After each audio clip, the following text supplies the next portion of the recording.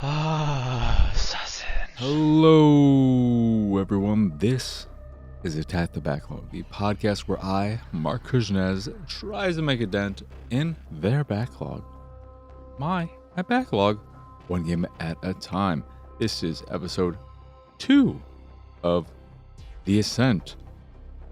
That's the title, The Ascent.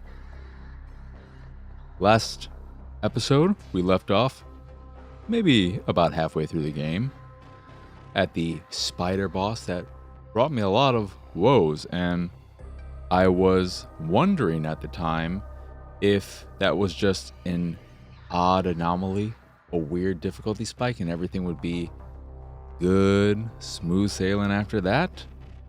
And sadly, I am here to report that is not the case. So it seems like after the spider boss, whatever the hell its stupid name was, Mecha Arachnid or whatever, it seems like the Ascent decided to just lose its mind and have difficulty spikes all over the place.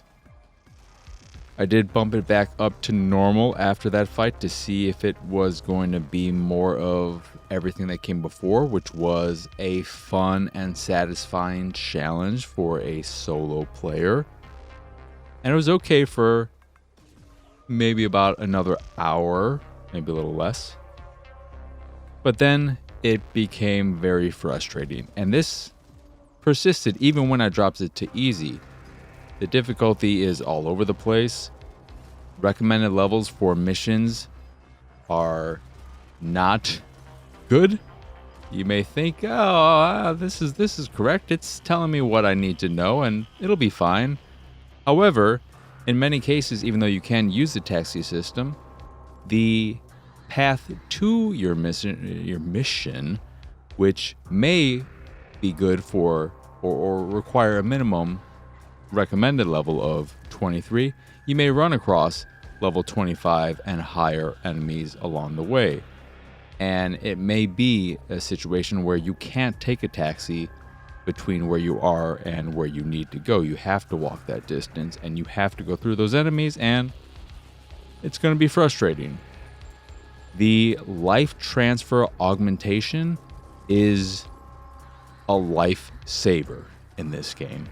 And I don't know if I would have been able to beat it without that, because some of the enemies, the bosses and mini bosses, some of the bounties are such bullet sponges that they can just rain havoc on you with you being able to do very little, because there's not a lot in terms of ways of healing you outside of enemies dropping blood packs or health packs. Or if you're in a location that has a health dispenser, you can purchase health packs, which are relatively cheap, but you're not guaranteed to be in a location where you can do that. Or you can hack them and get a whole bunch at one time. But enemies don't drop health, and in terms of augmentations, or enemies don't drop health nearly as often as I think they should. And in terms of augmentations and other equipables, there's not a lot of options out there for healing your character. But the life transfer augmentation is key and so much more powerful than any other augmentation, in my humble opinion. What it does is heals you whenever you damage an enemy that is within a circle of activation. There's a clear term that we use for those things, area of effect, and circle of activation was definitely not the correct one, but that was just what I could come up with on the spot. Speaking of spots, cool spots is a circle and circles. But any enemy caught in this area of effect, which is a decent sized circle, whenever you damage them, they will heal you. The damage you inflict, that is, will heal you. And this only lasts for maybe a minute or so, give or take.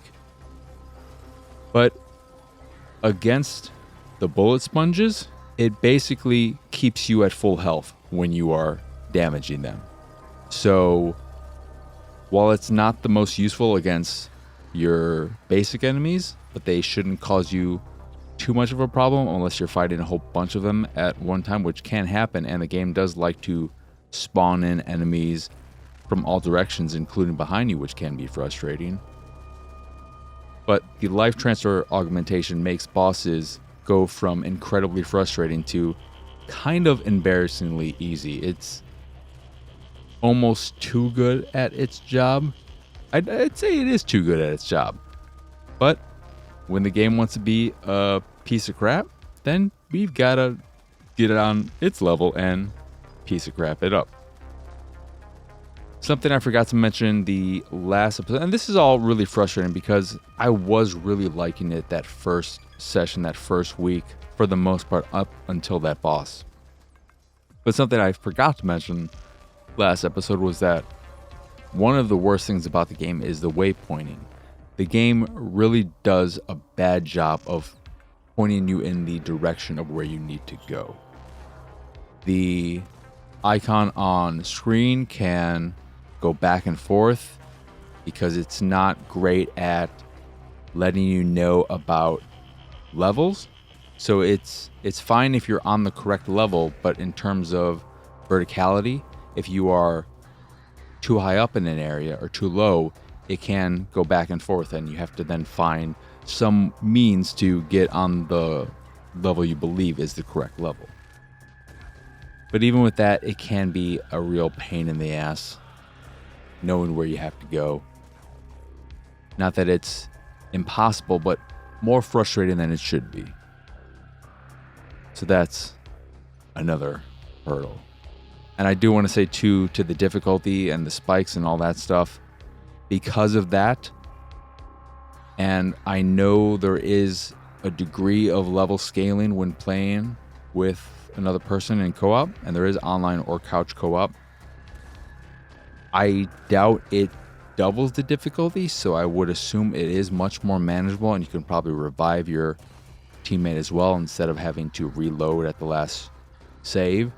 So that would be the way to play it.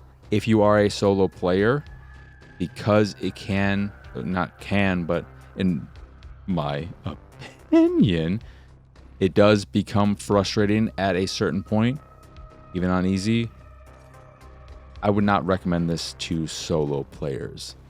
As much as the shooting is satisfying and feels good, and the world is incredibly beautiful, if empty of stuff that really interests me, it bums me out so much that the world is as beautiful as it is and as dense as it is. You have these moments where you go into an apartment or some kind of complex and you can go out on a balcony, and then you get this great view and a sense of the scale of this world. It's awesome. It's so cool. And then there's just nothing cool in it. I don't like these characters. The story just I wish it was better. I wish your character had more personality. You have no personality. I wish this was, in a way, because it would be nice to have more ways of dealing with situations as opposed to just twin stick shooting. If this was more akin to an isometric, a Diablo-like-ish in terms of the feel, but if this was just a Deus Ex game and gave you the same vibes as that, man, this could have been something really special. But instead, it just comes across as more of a generic cyberpunk twin stick shooter Diablo-like thing. But I do have some positive things to say about it in midst of all these negatives. I really like that the upgrade system for the weapons means that if you do put a lot of points into a weapon and then you sell it or whatever because you need the money, even though you will get plenty of money and have nothing to spend it on, because there aren't a lot of unique weapons, and you will find most of them on enemies as they die, so you don't have to spend money on purchasing equipment for the most part. So you'll have all this money that, spoilers, I did end up using the taxi system, even though I said I wouldn't, because it would have been a slog to get through this game, which took me 12 hours to finish, having completed maybe 10 side missions, which some of them are bugged and don't seem to work at all or require a restart, and this game's got some rough edges. But I like that the upgrade system with the weapons, if you sell one for whatever reason, there's no reason to do that, but if you happen to do that, the upgrade isn't tied to that specific weapon. It's tied to that model, that type of weapon, not that type of weapon, because it's not for all submachine guns, but that specific model of, say, a machine gun or a shotgun. If you were to sell it and no longer have access to it, if you bought it again or found it again, those upgrades will still be there, because the system, however it works in this world, knows that you've put these upgrade points into this particular type of gun, and it'll always be there. That's really nice. What would have been even nicer is if you could disassemble a gun or purchase these upgrade points. However, you can only get these upgrade points by finding them in the world, or in some cases, extra powerful enemies or bounties may drop them. That's just a little annoying when I decide I don't like this gun. I wasted a lot of upgrade points on it. I would have liked to use these on some other gun. They're pretty plentiful, but if you upgrade a gun all the way to its max and use a superior component, which are not easy to come by, then you're kind of screwed. But I guess in that case, if you are willing to use a superior component on a gun, you're probably confident at that point that you like it and the way it feels, and you're going to want to stick with it. That's a good thing. The taxi system it's a bummer, really. And the DLC, the Cyber Heist DLC, I think that's what it's called, it's just more of the same, which isn't really a surprise. It's something you can only access after the main story, because it's a continuation essentially of the main story. It has, I think, 2 main missions and then a handful of side missions. It's just more of the same. So if you really like the game, that's good, but if you don't like it, then that's a bummer. But what do you really expect from DLC? Maybe a different type of mode, a horde mode or something like that, but that is not what it does. So that's not exactly a bummer, but it's a bummer because it would have, if the game was better, then it would have been awesome, but it's not. So that is that. And I'm looking at my notes to see if there's anything else to really bring up, because all I can think about now is how I really wanted the game to be enjoyable. And the difficulty thing is the biggest thing to make a point of, because that is what kept coming back to me, is just the fact that the difficulty wasn't this way before, and then it just went crazy, and that sucks. One thing I would have liked to have seen too, because it would have made the dual weapon system more advantageous, and it would have made it more desirable to use both of my weapons, whereas I mostly just focus on one weapon at a time. And I did dabble a little bit with the shotgun, which was very, very satisfying. I found one called the Fist, so I fisted a lot of enemies, and that felt good. I liked fisting all those enemies. But what sucks, and this should have been something that you could have, maybe there is an augmentation I never found, but if there was some way to do this, it would have been great. What I'm getting at is, when you holster a weapon and pull out your other one, it doesn't reload on its own. And I know this isn't common, but there are some games that have systems like this, and given that this is future and sci-fi and all that, it would have been cool if there was some way to do that. Because then I would have been switching back and forth all the time, and it would have given the combat this extra degree of flow that would have been satisfying. But that's not the case in the game. But that's pretty much it. I'm just doing one little pass at my notes. Oh yeah, this is one funny thing to do. Oh, and another frustrating thing about difficulty in enemies is that when you are... It sucks when you can't see an enemy because they're off screen, but they can see you and are firing at you. That sucks. And that happens quite often. And it especially sucks when that enemy is a turret that can fire super strong machine gun bullets at you at a very rapid pace. And if you don't have cover, you are screwed. So cover does become a necessity at times in this game. And what you end up having to do is see where the shots are coming from, hide behind cover, and then shoot above it off screen, shoot at whatever's off screen, and just wait until it stops shooting at you to know it's gone. But then if you get surprised later on and die, then you go back to before that point, and it becomes a real hassle. And there were some instances where I just had to run past all these enemies to get to a safe zone, and that was stupid. I didn't like that.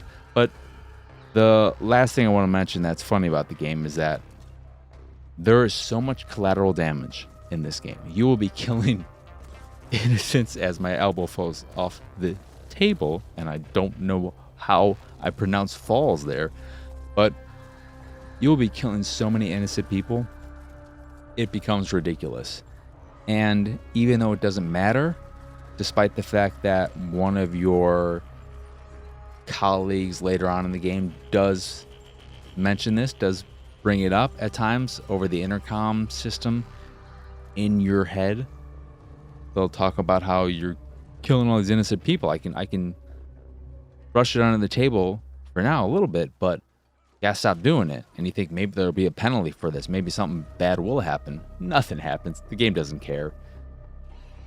But even though it doesn't matter, I did kind of start feeling bad about it because there's just all these people getting mowed down, exploded all over the place. And nothing you can really do about that because they're just there. The world, again, is very, very dense with people, with things, with vehicles that want to explode. It's just impossible to avoid. But yeah, that's the Ascent. A game I was curious about for a while. When I first started playing it, was having a good time overall. Then I got to that spider boss and found that frustrating. And you then run into that spider boss in a non-boss boss form a few times, which thank God for that life transfer augmentation. But a game I was curious about, then excited as I started it and was enjoying it, even though there were things I didn't love about it. I was having fun playing it. For it to fall off a cliff in the second week, in large part, not in large part, but solely because of the difficulty, it sucks. Because it went from a game I would recommend with some caveats to a game I wouldn't recommend at all, unless you know you'll be able to play with someone. Then I think, though I don't know from experience, I think it'll be much more manageable with the difficulty and all that. But that, again, is the Ascent. I played it on Xbox Series X. Took me 12 hours to complete, doing 10 or so side missions along the way.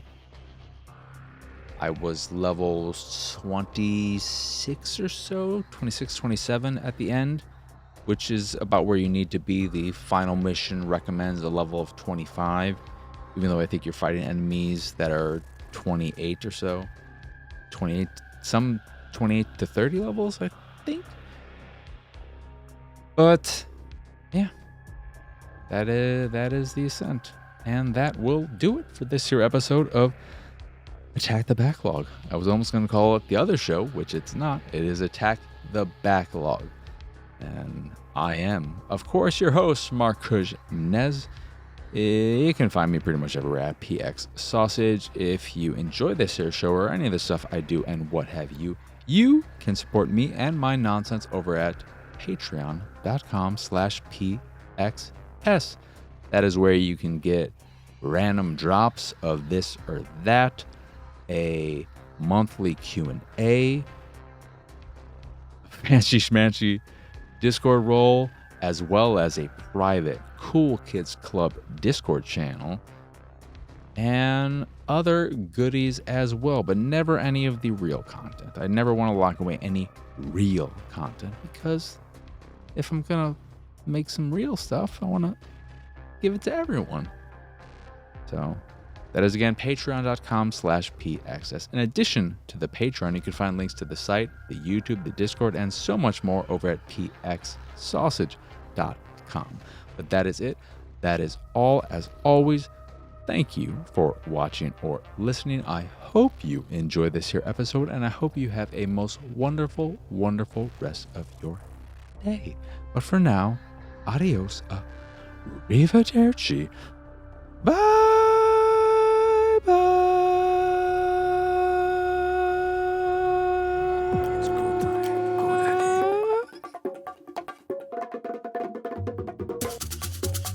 It's go time, go daddy.